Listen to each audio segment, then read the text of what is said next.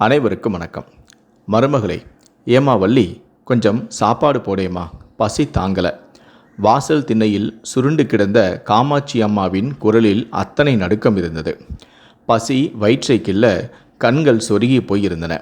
பழைய சோறோ புது சோறோ ஏதோ ஒன்று கொடுமா, இனிமே பசியை பொறுக்க முடியாது போலிருக்கே என்று மீண்டும் மருமகளிடம் கெஞ்சினாள். அடுப்பங்கரையிலிருந்து பாத்திரங்கள் உருளும் சத்தம் கேட்டதை தவிர பதில் எதுவும் வரவில்லை. சிறிது நேரத்தில் கையில் ஒரு கிண்ணத்துடன் ஆவேசமாக வெளியே வந்தாள் மருமகளான வள்ளி. அவள் முகத்தில் அப்படி ஒரு எரிச்சல். கையில் வைத்திருந்த அலுமினிய கிண்ணத்தை திண்ணையில் அமர்ந்திருந்த மாமியாரின் முன் நீட்டினாள். அதுவும் ஒரு உடைந்த கிண்ணம்தான். இந்தா, தின்னு தொலை. 70 வயசு ஆச்சு, ஆனாலும் பசி மட்டும் அடங்க மாட்டேங்குதோ? நீ போய் சேர்ற வரைக்கும் என்னையும் என் புருஷனையும் நடுத்தருள நிப்பாட்டாமல் போக மாட்ட போலிருக்கே என்று கத்திக்கொண்டே அந்த கிண்ணத்தை காமாட்சி அம்மாவின் முன் வீசினாள். அதில் இருந்தது நேற்றைய இரவு மீந்து போன பழைய சோறுதான். கொஞ்சம் உப்பு மட்டும்தான். ஆனால் காமாட்சி அம்மாவுக்கு அது அமிர்தமாக தெரிந்தது. வள்ளி சோற்றை வைத்த வேகத்திலேயே பாய்ந்து சென்று சாப்பிடவும் தொடங்கினாள். அவள் சாப்பிடும் வேகத்தை பார்த்தால் பல நாட்களாக பட்டினியில் கிடந்தது போல் இருந்தது. அந்த பழைய சோற்றின் ருசியை விட அவளுடைய பசிதான் மிகவும் பழமையானதும் போலும். அவள் ஆவலோடு சாப்பிடுவதை பார்க்க பார்க்க வள்ளிக்கு எரிச்சல் மண்டியது.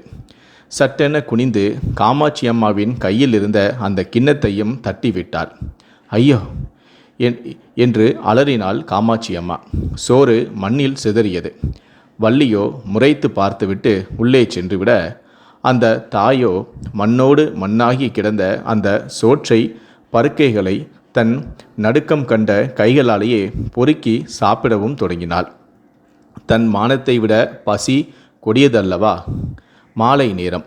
காமாட்சி அம்மா தனது பழைய கட்டிலில் சோர்ந்து போய் உட்கார்ந்திருந்தார். அப்போது பள்ளி முடித்து வந்த பேரனான முகிலனோ கையில் ஒரு தட்டு நிறைய சூடான பஜ்ஜிகளை வைத்து கொண்டு ஃபோனை நோண்டியபடியே பாட்டியின் அருகில் வந்து அமர்ந்தான். பாட்டி, என்ன பண்ணுற? பஜ்ஜியின் வாசம் காமாட்சி அம்மாவின் முகத்தை துளைத்தது. எத்தனையோ மாதங்கள் ஆகிவிட்டது இப்படி ஒரு பலகாரத்தை சாப்பிட்டு. நாவில் எச்சி ஊறியது. ஆனால் காலையில் நடந்த சம்பவம் நினைவுக்கு வர பயத்தில் முகத்தை திருப்பி கொண்டாள். பாட்டி, ஒன்னே ஒன்று எடுத்துக்கோயே என்று முகிலன் அன்பாக வற்புறுத்தினான். வேணா ராசா, எனக்கு வேணாம் என்று அவர் மறுக்க முகிலனோ விடாப்பிடியாக ஒரு பஜ்ஜியை அவருடைய வாயில் திணித்தான். அந்த சுவை நாவில் பட்டதுமே காமாட்சி அம்மாவின் முகத்தில் அப்படி ஒரு நிம்மதி. கண்களை மூடி அந்த தருணத்தை அனுபவித்தார். ஆனால் அந்த மகிழ்ச்சி ஒரு நொடி கூட நீடிக்கவில்லை. திடீரென்று யாரோ தன் தலைமுடியை கொத்தாக பிடித்து இழுப்பதை அவள் உணர்ந்தாள். வலி தாங்காமல் அலறிக்கொண்டே கண்களையும் திறந்தாள். எதிரே ருத்ரதாண்டவம் ஆடிக்கொண்டிருந்தாள் மருமகளான வள்ளி. அதற்குள் முகிலனோ பயந்து போய் ஓடிவிட்டான். ஏண்டி கிழவி, எவ்வளவு திமிரு உனக்கு என்று கத்தியபடியே முடியை பிடித்து இழுத்து அவரை கீழே தள்ளி சரமாரியாக தாக்கினாள். அடிக்காதம்மா, இனிமே சாப்பிட மாட்டேன், சத்தியமா இனிமே கேட்கவும் மாட்டேன், ஒன்னே ஒன்று தான் சாப்பிட்டேன் என்று காமாட்சி அம்மா கதறினாள். இவ்வளோ நாளாக என் உசுரை வாங்குறத பத்தாதுன்னு நாம் போட்ட கோட்டையும் தாண்டியா? இன்னைக்கு உன் எலும்பை முறிக்கலை, என் பேர் வள்ளி இல்லை என்று வெறிகொண்டு அடித்தாள். அடித்து ஓய்ந்ததுமே, அன்னைக்கு ராத்திரி முழுக்க உனக்கு சோறும் கிடையாது என்று சொன்னாள். பசியில் கிடந்து சாவு என்று சொல்லிவிட்டு உள்ளே சென்றாள். அடிப்பட்ட வலியோடு அவமானத்தோடும் காமாட்சி அம்மா மீண்டும் தன் கட்டிலில் சுருண்டு படுத்தும் கொண்டாள். வெயிலோ மழையோ குளிரோ அவருக்கு அந்த திண்ணைதான் உலகமே. வீட்டிற்குள் நுழைய அனுமதி இல்லை. அங்கு சுற்றும் ஈக்களிடம் பேசிக்கொள்வதை தவிர அவளுக்கு வேறு ஆறுதலும் இல்லை. அவரது மகனான சங்கரோ தினமும் அந்த வழியாகத்தான் கடைக்கு செல்வான். பெற்ற தாய் வாசலில் அனாதையாக கிடப்பதை பார்த்தும் பார்க்காததும் போல அவன் செல்வான். ஒரு வார்த்தை நலம் விசாரித்ததும் கிடையாது. ஆனால் இந்த வள்ளிக்கு மட்டும் ஒரு விசித்திரமான குணமும் உண்டு. காமாட்சி அம்மாவின் மகள்கள் யாராவது விருந்திற்கு வந்தால் மட்டும் மாமியாரை தாங்கிக் கொள்வாள். அத்தை அத்தை என்று உருகி வழிவாள். மகள்கள் கிளம்பிய மறுநொடியே அந்த பாச நாடகம் முடிந்துவிடும். நடந்த உபசரிப்புக்கு வட்டியும் முதலுமாக வசூல் செய்து விடுவாள். இதை மகளிடம் சொல்ல காமாட்சி அம்மா எத்தனையோ முறை நினைத்திருந்தார். ஆனால் இதை சொன்னால் வள்ளி தன்னை வீட்டை விட்டே துரத்தி விடுவாளோ, அப்புறம் மகள்களின் வீட்டில் போய் சுமையாக இருக்க வேண்டுமே என்று பயம் அவர் நாவை அடக்கிவிடும். பெண்ணை பெற்ற பாவத்திற்காக பிறந்த வீட்டிலேயே அகதியாக வாழ்ந்தும் கொண்டிருந்தார். மறுநாள் காலை காமாட்சி அம்மாவுக்கு ஒரு மகிழ்ச்சியான செய்தி கிடைத்தது. அவரது இளைய மகளான சுமதி ஊரிலிருந்து வருகிறாளாம். அந்த செய்தியை கேட்டதுமே அவர் முகம் மலர்ந்தது. அப்பாட, ஒரு வருஷத்துக்கு அப்புறம் என் பொண்ணு வரா. வந்தா கண்டிப்பாக எனக்கு வயிறார நல்ல சாப்பாடு கிடைக்கும் என்ற சின்ன ஆசை அவருக்கு. கடைசியாக சுமதி வந்தபோதுதான் அவர் ருசியாக சாப்பிட்டது.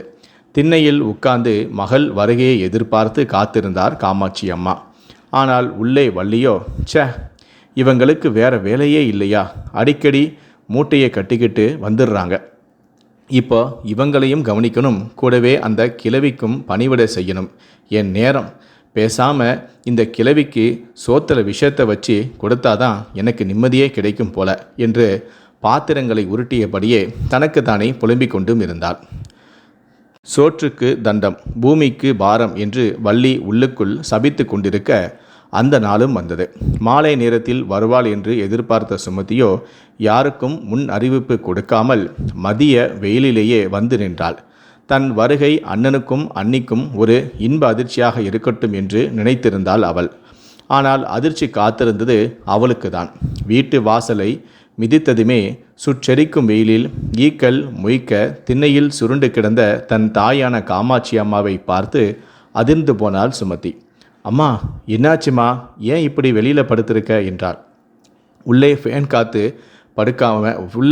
காத்துல நீ படுக்காம இந்த அக்னி வெயிலில் கிடைக்கிறியம்மா என்று பதறினாள். மகளின் குரல் கேட்டதுமே காமாட்சி அம்மா திடுக்கிட்டு எழுந்தார். ஒன்றுமில்ல தாயே, உள்ள ஒரே புழுக்கமாக இருந்துச்சு, அதான் காத்தாட வெயிலில் வந்து படுத்துட்டேன். ஆனால் நீ எப்படி இவ்வளவு சீக்கிரமாக வந்த என்று பேச்சை மாற்றவும் வேண்டார். அதற்குள் சத்தம் கேட்டு வெளியே ஓடி வந்த வள்ளியோ சுமதியையும் மாமியாரான காமாட்சியையும் ஒன்றாக பார்த்ததுமே ஒரு கணம் ஆடிப்போனாள். ஆனால் அடுத்த நொடியே சுதாரித்து கொண்டு முகத்தில் ஒரு செயற்கை புன்னகையை வரவழைத்தாள்.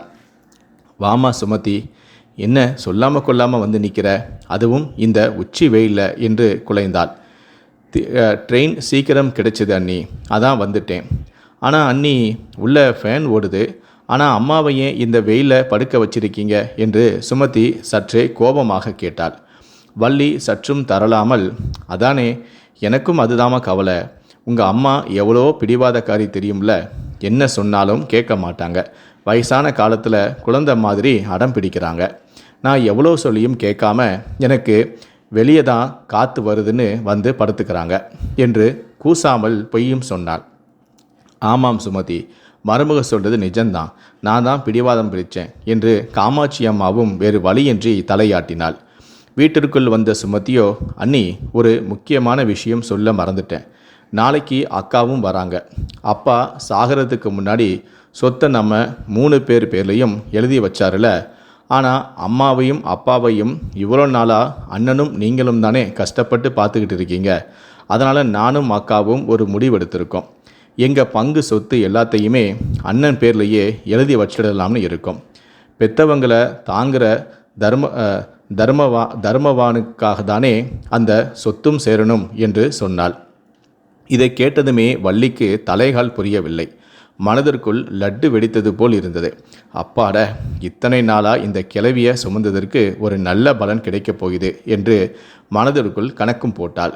ஆனால் காமாட்சி அம்மாவுக்கோ நெஞ்சு வலித்தது. என் மகள்கள் எவ்வளவு வெள்ளந்தியாக இருக்கிறார்கள், தன் அண்ணனும் அண்ணியும் என்னை நடத்தும் விதம் தெரிந்தால் சொத்தையாவது தங்களுடைய பெயரில் வைத்து கொண்டு என்னை காப்பாற்றுவார்களே, ஆனால் உண்மையை சொன்னால் நான் மட்டுமல்ல, என் மகள்களுமே அசிங்கப்பட நேரிடுமே என்று மௌனமாக அழுதார். இரவு நேரம் வந்தது. வாமா, இன்னைக்கு என் கூடவே படுத்துக்கோ என்று சுமதி தாயை தன் அறைக்கு அழைத்துச் சென்றாள். காமாட்சி அம்மா படுத்ததும், இருமா, உன் காலெல்லாம் ஒரே வீக்கமாக இருக்கே, கொஞ்சம் தைலம் தேய்த்து விடுகிறேன் என்று சுமதி தாயின் கால்களை தன் மடியில் தூக்கி வைத்தாள். சேலையை சிறிது மேலே தூக்கிய சுமதி அங்கே கண்ட காட்சியில் உறைந்து போனாள். தாயின் கால்களில் ஆங்காங்கே கருப்பு நிறத்தில் தழும்புகளும் இரத்தம் உறைந்த காயங்களும் இருந்தன. அம்மா, என்னம்மா இது? காலில் இவ்வளவு தழும்பு இருக்கு, இதெல்லாம் எப்படி வந்துச்சு என்று அதிர்ச்சியுடன் கேட்டாள். காமாட்சி அம்மாவுக்கு தூக்கி வாரி போட்டது. உண்மையை சொல்லிவிடலாமா என்று நாக்கு துடித்தது.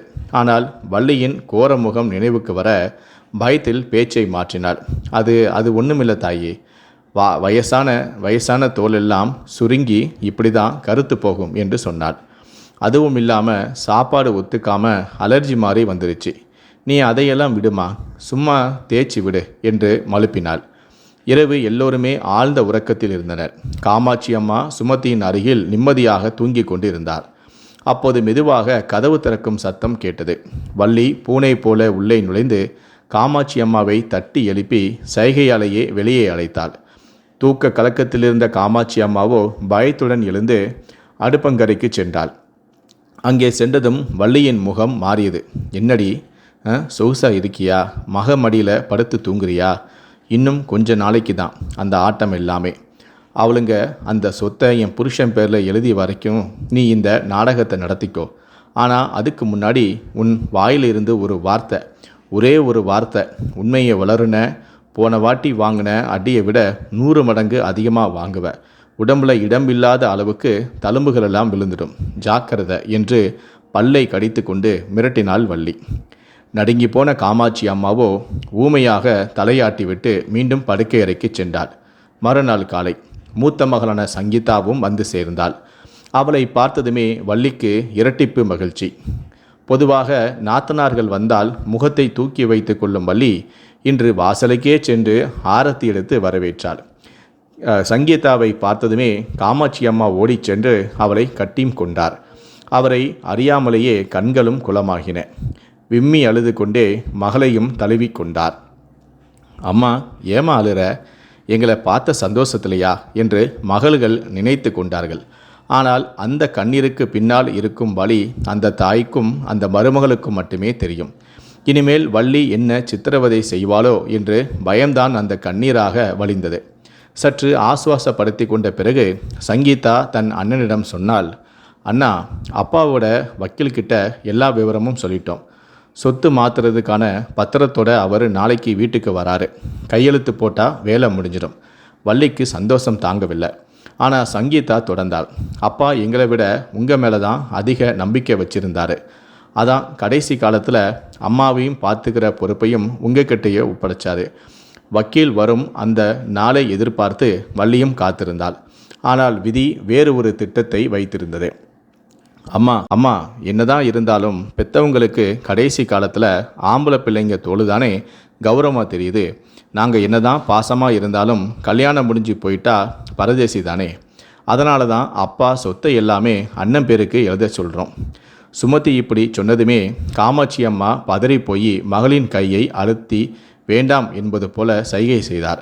ஆனால் வள்ளிக்கும் சங்கருக்கும் உள்ளுக்குள் சந்தோஷம் பொங்கியது. பரவாயில்லையே, இவங்களுக்கு இவ்வளவு நல்ல புத்தி வந்துருச்சு என்று நினைத்தும் கொண்டனர். சுமதியோ சற்றென்று பேச்சை மாற்றினாள். சரி அண்ணி, அதெல்லாம் இருக்கட்டும். இன்னைக்கு நைட்டு எல்லோருக்குமே பன்னீர் பஜ்ஜி போடுங்க. அம்மாவுக்கு அதுனா ரொம்ப இஷ்டம். வள்ளி முகம் சுளித்தாள். ஐயோ சுமதி, உன் அம்மாவுக்கு அதெல்லாம் ஜீரணம் ஆகாது.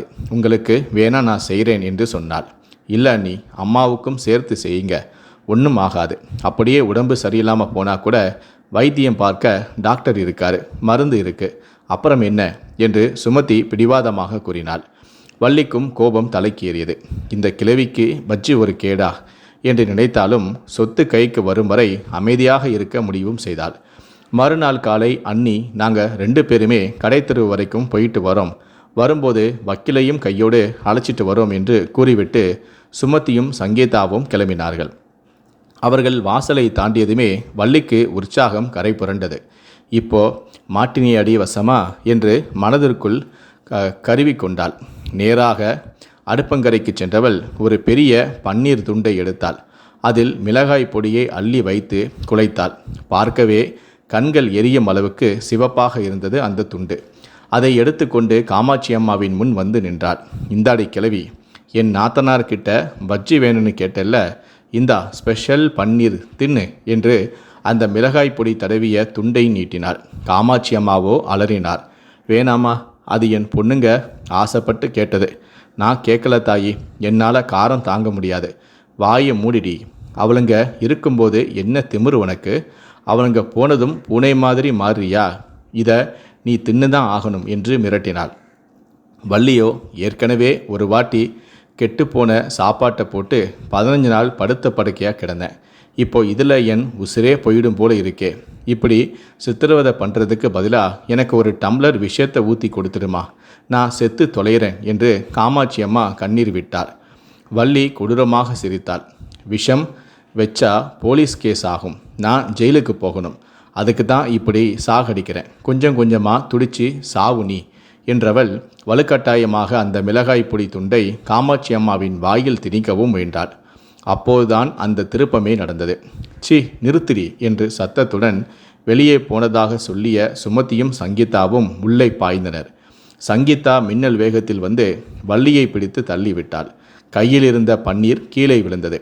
சுதாரிப்பதற்குள் சங்கீதாவின் கை வள்ளியின் கன்னத்தில் பலார் பலார் என்று மாறி மாறி இறங்கியது. அதிர்ச்சியில் உறைந்து போன வள்ளியோ கன்னத்தை பிடித்து கொண்டு கத்தினாள். என்ன காரியம் பண்ணுற சங்கீதா? நான் உன் அண்ணி. சின்னவளா இருந்துட்டு எம்எல்ஏயே கையை வைக்கிறியா? அண்ணியா நீ எல்லாம் ஒரு மனுஷியா?